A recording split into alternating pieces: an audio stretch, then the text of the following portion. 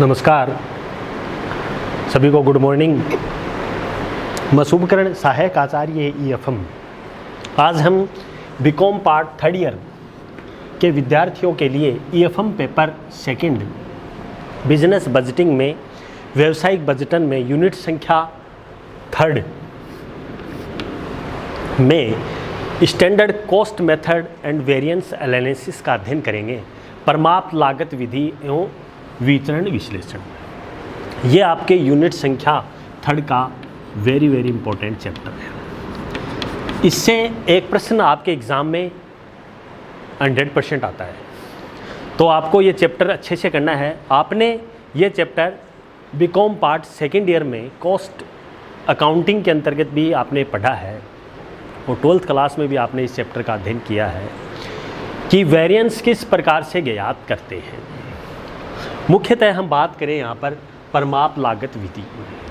परमाप का मतलब यहाँ पर मापना होता है। परमाप लागत विधि का हम बात करें कि परमाप लागत विधि से तात्पर्य उन लागतों से है जो सामान्य स्थितियों में किसी विशिष्ट उत्पादन प्रक्रिया में खर्च की जानी चाहिए, वो क्या कहलाती है? परमाप लागत कहलाती है। परमाप लागत विधि में वेरिएंस हम ज्ञात करेंगे तो विभिन्न मेथडों के माध्यम से हम इसको ज्ञात करते हैं।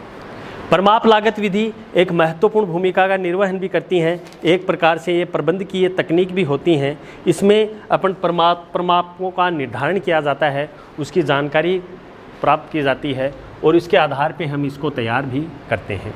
परमाप लागत विधि के मूल्यांकन के अंतर्गत हम वेरिएंस का नियंत्रण करते हैं। उसमें बजट में सहायक उत्पादन लागत में किस प्रकार से करना है, निष्पादन अभिप्रेरणा व स्कंद मूल्यांकन या मूल्य निर्धारण में किस प्रकार सहायक भूमिका होती है। तो इस प्रकार परमाप लागत विधि विश्लेषण बहुत ही महत्वपूर्ण विश्लेषण है। इसमें हम अध्ययन करेंगे 3 मेथड्स का कि परमाप लागत निर्धारण विधि किस प्रकार से हम ज्ञात करें। तो इसमें तीन मेथड्स आते हैं। लागत विचरण भी इसको अपन कहते हैं। लागत विचरण, लागत विचरण में सम्मिलित किया गया है पहला सामग्री लागत विचरण,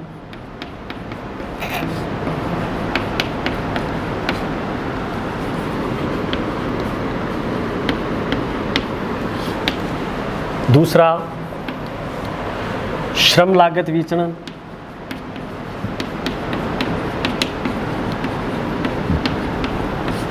तीसरा उपरिव्यय लागत, अगला बिक्री लागत विचरण भी सम्मिलित है। आपके एग्जाम की दृष्टि से बहुत ही महत्वपूर्ण जो पूछते हैं सामग्री लागत विचरण, अधिकतर इससे संबंधित प्रश्न पूछा जाता है। सामान्यतः श्रम लागत और उपरिव्यय लागत विचरण से संबंधित भी प्रश्न अधिकतर पूछ लेते हैं। अब हम बात करें महत्वपूर्ण जो बिंदु है, टॉपिक है सामग्री लागत विचरण।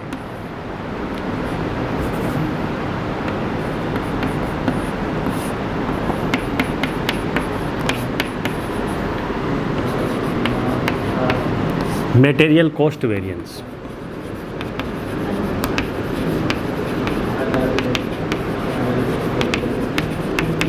मटेरियल कॉस्ट वेरिएंस को 2 भागों में यहाँ बांटा गया है। Material price variance,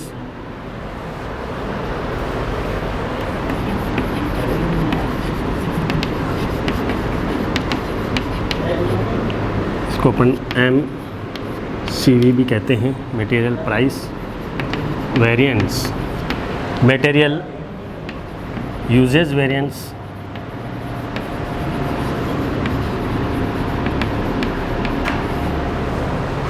material usage variance को पुनः 2 भागों में बांटा गया है। Material mix variance,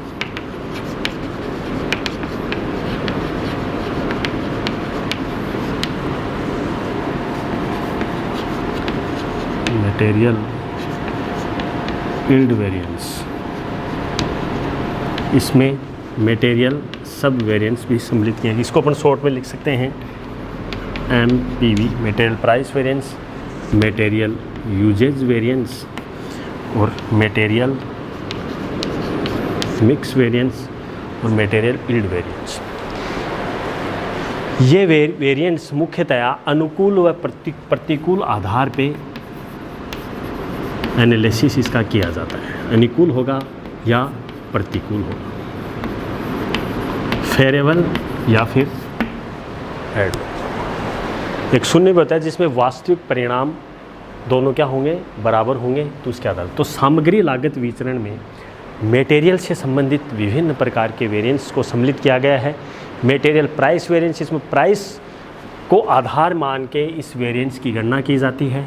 material usage variance में मटेरियल मिक्स वेरिएंस और मटेरियल यील्ड वेरिएंस को शामिल किया गया है। अब इनकी हम सूत्रों की बात करें कि सामग्री लागत विचरण किस प्रकार ज्ञात करेंगे, क्योंकि इससे संबंधित प्रश्न आपके एग्ज़ाम में अधिकतर पूछे जाते हैं। अगर आपके ये फॉर्मूले समझ में आए तो आसानी से आप इन प्रश्नों का हल कर सकेंगे। तो शॉर्ट में लिखेंगे यहाँ पर material cost variance standard cost minus actual cost. Standard cost को हम कैसे ज्ञात करते हैं? स्टैंडर्ड कॉस्ट बराबर actual standard quantity into standard price. Actual cost को कैसे ज्ञात करेंगे? Actual quantity into actual price. ये अपनी क्या आ गई? स्टैंडर्ड कॉस्ट और एक्चुअल कॉस्ट। पूर्ण रूप से हम इसको कैलकुलेट करें, मटेरियल कॉस्ट वेरिएंस बराबर तो standard quantity into standard price minus actual quantity into actual price. ये आपके प्रश्न में दे रखा होगा कि स्टैंडर्ड क्वांटिटी क्या है, एक्चुअल प्राइस क्या है, स्टैंडर्ड प्राइस क्या है, एक्चुअल क्वांटिटी क्या है। इस आधार पे हम मटेरियल कॉस्ट वेरिएंस की गणना आसानी से कर सकते हैं, जो कि 5 नंबर का आपके एग्ज़ाम में इसका प्रश्न आता है। मटेरियल कॉस्ट वेरिएंस तो अधिकतर पूछते हैं।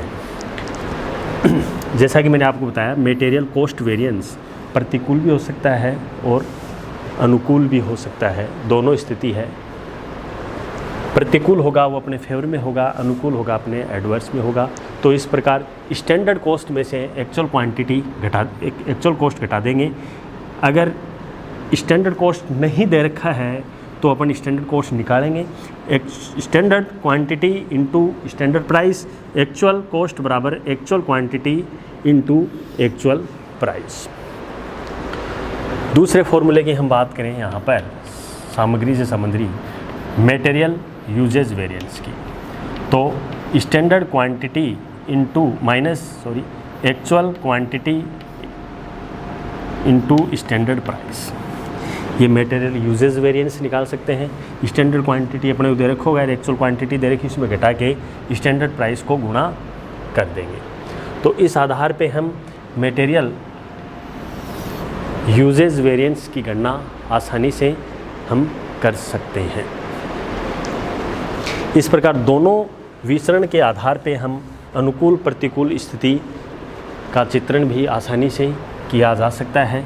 तो सामग्री लागत विचरण के आधार पे या इसी के अनुरूप ही हम इससे संबंधित प्रश्न का हल आसानी से हम कर सकते हैं, जिसमें हमने आज पढ़ा मटेरियल कॉस्ट वेरिएंस और मटेरियल यूजेज वेरिएंस किस आधार पे हम ज्ञात करते हैं। तो इसी आधार पे हम बात करें लेबर कॉस्ट वेरिएंस की, तो यहाँ पर मटेरियल जो दे रखा है यहाँ पर एल का यूज़ कर लेंगे। तो यहाँ पर LCV LSC माइनस LSC एक लेबर स्टैंडर्ड कॉस्ट बराबर labour standard quantity into labour standard price. Labour actual cost बराबर labour actual quantity into labour actual price. सामूहिक रूप से मटेरियल कॉस्ट वेरिएंस की हम गणना करेंगे तो स्टैंडर्ड क्वांटिटी,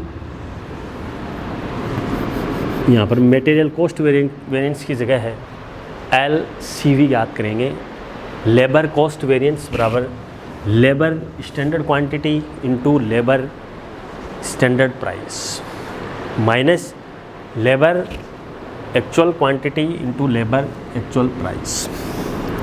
इसी आधार पे material usage variance, material usage variance में standard quantity into actual quantity into standard price के आधार पे हम गणना करेंगे।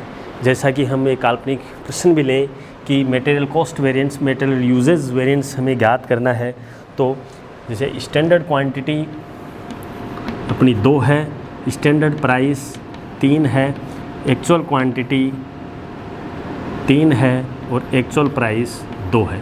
तो इसके आधार पे हम इसको ज्ञात कर सकते हैं।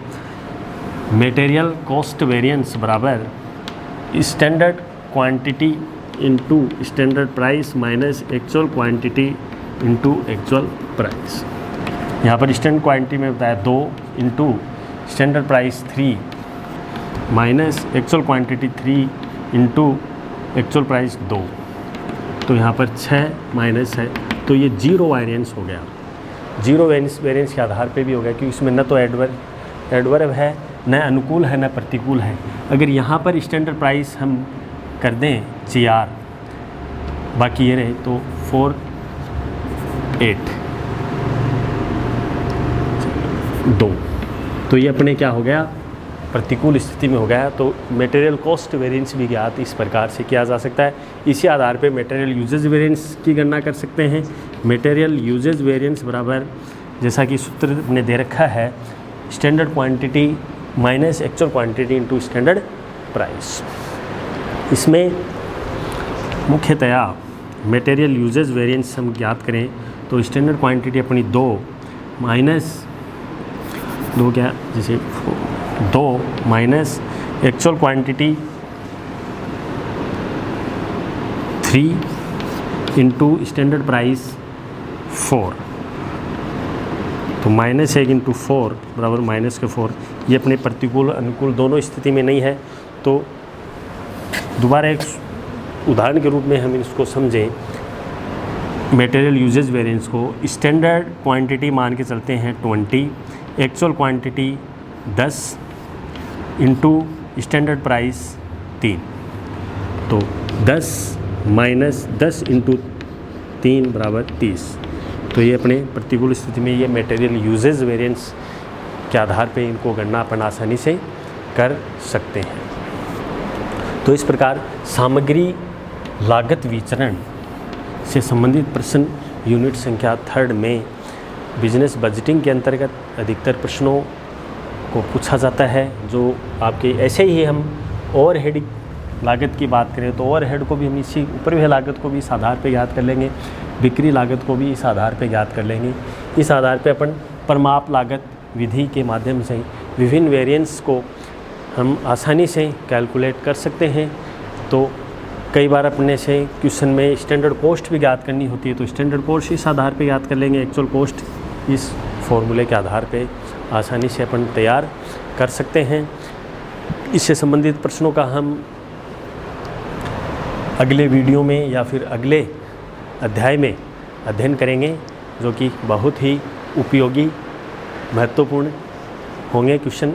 उससे संबंधित प्रश्न भी आपके एग्ज़ाम में आएंगे, जो कि वेरिएंस से संबंधित प्रश्न हैं।